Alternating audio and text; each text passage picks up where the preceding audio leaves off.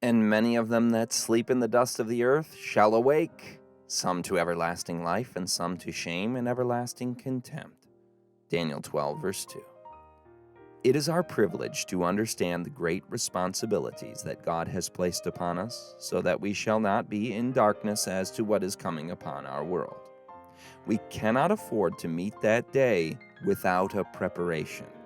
But when we think of this great and solemn event of Christ's coming in the clouds of heaven with power and great glory, we should live in great humiliation before God, lest we fail of the grace of God and prove ourselves unworthy of eternal life.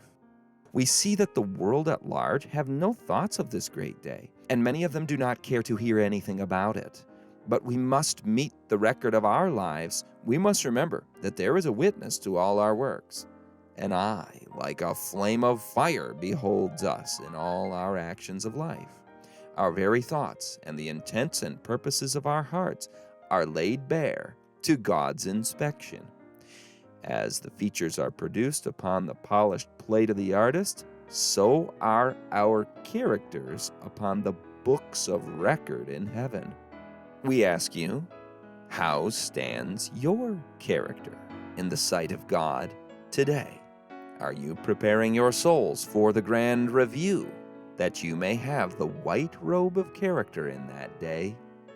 You cannot afford to indulge in sin and iniquity. You cannot afford to be found a transgressor of God's great moral rule of righteousness. We cannot wait until the judgment before we consent to deny self and to lift the cross. We cannot then form characters for heaven. It is here, in this life, that we must take sides with the humble, self-denying Redeemer. It is here that we must overcome envy, strife, selfishness, love of money, and love of the world.